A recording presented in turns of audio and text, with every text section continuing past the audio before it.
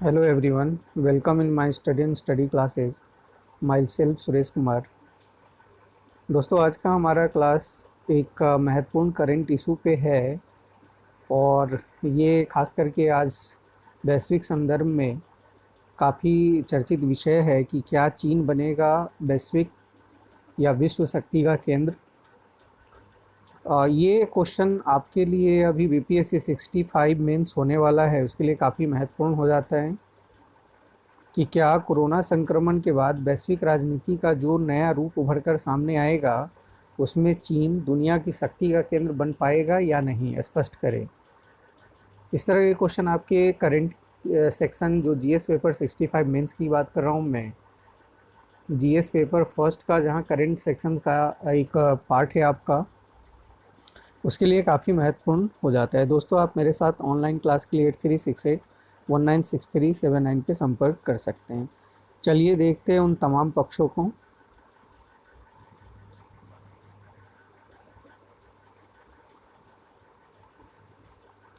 अंतर्राष्ट्रीय राजनीति में बहस छिड़ी हुई है कि क्या कोरोना मामला ठंडा पड़ने के बाद वैश्विक राजनीति का जो नया रूप उभर कर आएगा उसमें चीन दुनिया का मठाधीश बन पाएगा या नहीं। यानी मठाधीश से मतलब है कि क्या वैश्विक शक्ति का जो ध्रुवीकरण होगा वो उस चीन के पक्ष में जाएगा या नहीं, या चीन वैश्विक शक्ति का केंद्र बन के उभरेगा या नहीं।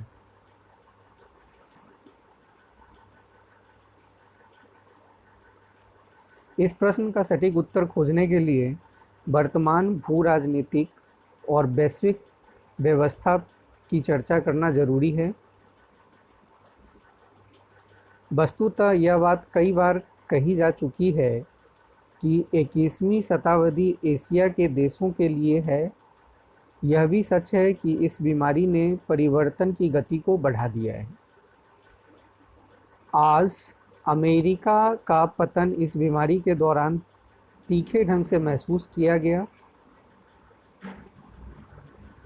दूसरे विश्व युद्ध के बाद यह पहली घटना है जिसमें दुनिया के किसी देश ने अपने को बचाने के लिए अमेरिका से गुहार नहीं लगाई। खुद अमेरिका ने भी नेतृत्व देने की पेशकश नहीं की। कोरिया युद्ध से लेकर अफगानिस्तान संकट तक में अमेरिका संकट मोचन की तरह उपस्थित होकर अपना कूटनीतिक धर्म निभाने की ज़रूरत महसूस करता था। लेकिन इस महामारी में वह सबसे ज़्यादा संकट में है, इसीलिए कैसे वह दूसरे के समक्ष मदद की पेशकश करता। संभवतः अमेरिका पहले की नीति के तहत ही यह सब कुछ हो रहा है। यहाँ पे कई चीज़ महत्वपूर्ण हो जाता है कि इस संकट के दौर में क्यों दुनिया ने अमेरिका की तरफ नहीं देखा, या फिर अमेरिका ने दुनिया की तरफ वो कदम नहीं बढ़ाया जिस तरह से वो कोरिया युद्ध हो या अफ़गानिस्तान हो और जैसे चीज़ों में अपनी उपस्थिति को दर्शाता रहा है। तो इस तरह का अभाव दिखा है। और इसी परिप्रेक्ष्य में अगर चीन का तुलना किया जाए तो चीन का देखते हैं कि एक रुख दूसरा देखने को मिलता है। इसी परिप्रेक्ष्य में इस तरह के क्वेश्चन काफ़ी महत्वपूर्ण हो जाते हैं। केवल अमेरिका की ही बात नहीं है, दूसरी ओर G7 और G20 जैसे निगरानी करने वाले दुनिया के अमीर देशों के संगठन भी चुप्पी साधे रहे। इनके बीच बैठक भी हुई तो उसमें कोई एकात्मक भाव दिखाई नहीं दिया।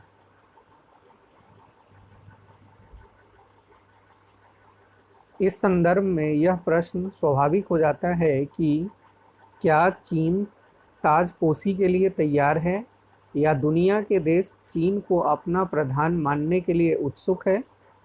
वर्तमान हालत बता रहे हैं कि चीन के लिए अमेरिका की तरह और अमेरिकी तर्ज पर दुनिया का प्रधान बनना मुश्किल ही नहीं, नामुमकिन है। कोरोना संकट ने इस दूरी को और बढ़ा दिया है। इसे हम निम्नलिखित प्रकार से समझ सकते हैं। यहाँ पे कहने का मतलब है कि कई ऐसे कारक है जो ये साफ जाहिर करता है कि चीन कभी भी अमेरिका की तरह और अमेरिकी तर्ज पर दुनिया का प्रधान नहीं बन सकता है। आइए उन कारणों को हम एक एक करके देखें।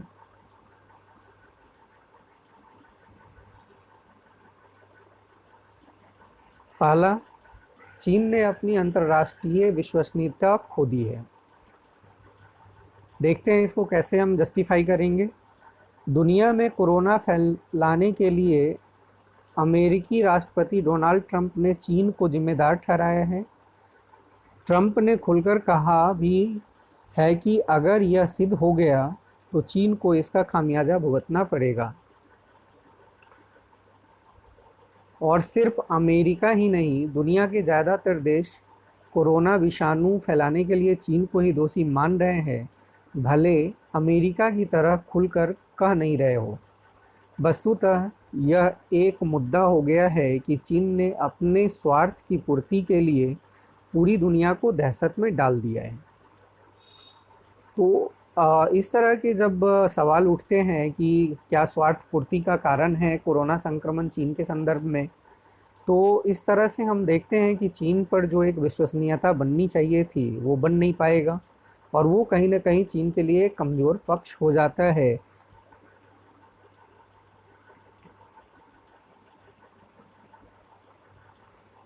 दूसरा, चीन पर यह भी आरोप लगाया जा रहा है कि निरंकुशता के दम पर चीन ने वुहान को कोरोना मुक्त घोषित करने की चाल चली।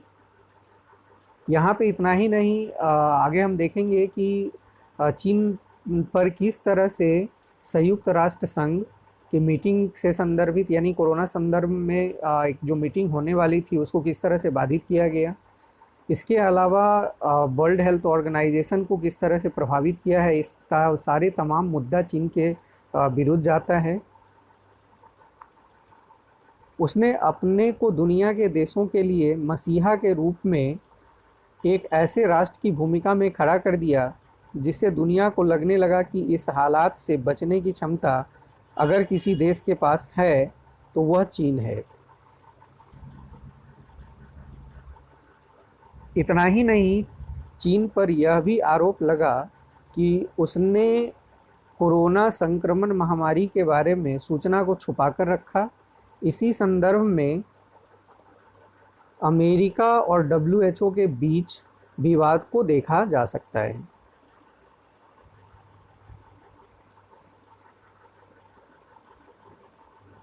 अमेरिका ने विश्व स्वास्थ्य संगठन पर चीनी पक्षकार होने का आरोप लगाया।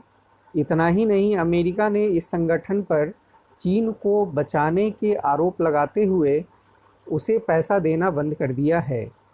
केवल अमेरिका ही नहीं, दुनिया के कई अन्य देशों ने भी WHO पर उंगली उठानी शुरू कर दी है। दूसरी ओर इस संक्रमण का चीन ने दोबारा दस्तक देना इस बात का द्योतक है कि चीन अपनी शक्ति को कितना बढ़ा चढ़ाकर दिखाने का प्रयास करता रहा है।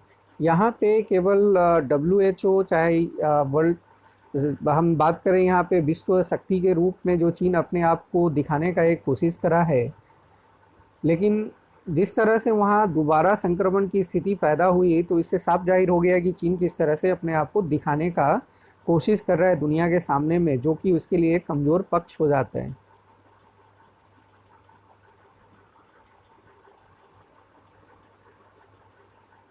तीसरा, कोरोना संक्रमण के आने के पहले से चीन और अमेरिका के बीच लंबे समय से व्यापार युद्ध चलता रहा था। कोरोना ने इसमें आग में घी का काम कर दिया। शुरुआती दौर में अमेरिका ने चीन को यह कहकर घेरने की कोशिश की कि यह वुहान विषाणु है। अमेरिकी टिप्पणी से आहत होकर चीन ने अमेरिका पर आरोप लगाया कि इसकी शुरुआत तो अमेरिकी सैनिकों द्वारा की गई थी जब वह वुहान में सैन्य अभ्यास में शिरकत करने पहुंचे थे। लेकिन तेज़ी से बदलते घटनाक्रम के बीच अमेरिकी पक्षकार चीन को दोषी मानती रही। इसके परिणाम स्वरूप चीन की साख में कमी आई है और चीन का विश्व नेतृत्वकर्ता के रूप में उभरने पर प्रश्न चिन्ह लगा दिया है।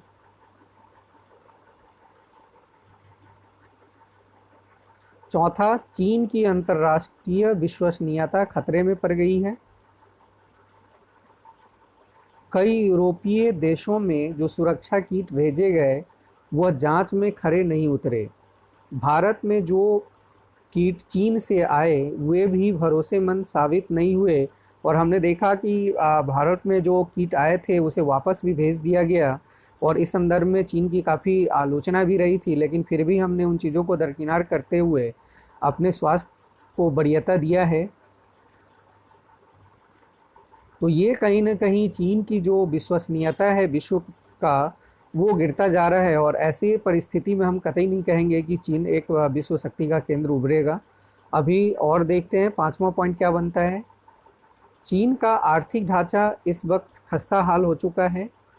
ऐसे में भी अगर वह इस बात का दावा करता है कि उसकी व्यवस्था दुरुस्त हो गई है, तो यह केवल दुनिया को भ्रम में डालने से ज़्यादा और कुछ नहीं है।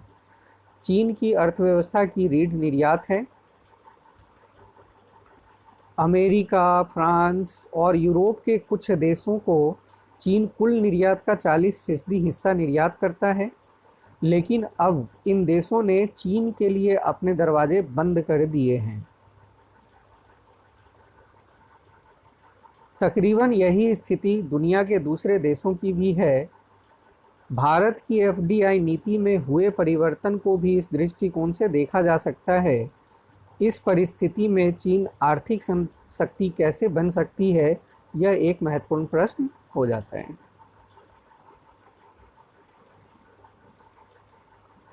छठा, चीन के आर्थिक गलियारे का भी काम पूरी तरह से रुका हुआ है। अरबों डॉलर का कर्ज खटाई में जाता दिखाई दे रहा है। मलेशिया सहित कई देशों ने चीन की इस परियोजना पर सवाल खड़े किए हैं।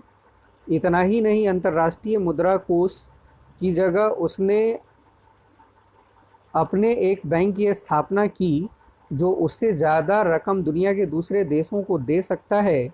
हालांकि अब चीन की इस नीति को शक की दृष्टि से देखा जा रहा है।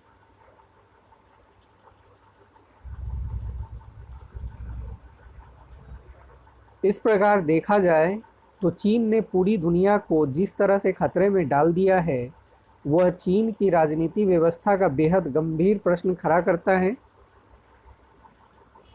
मठाधीश के लिए चीन पूरी दुनिया को हाशिए पर धकेल सकता है।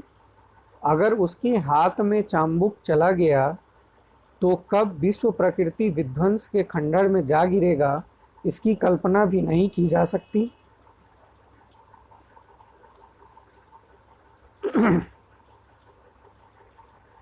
लास्ट में हम निष्कर्ष लिखेंगे कि कुल मिलाकर कहा जा सकता है कि अगर तमाम परिस्थितियां चीन के अनुकूल हो, फिर भी चीन का दुनिया का सबसे ताकतवर देश बनने का सपना अधूरा ही रहेगा।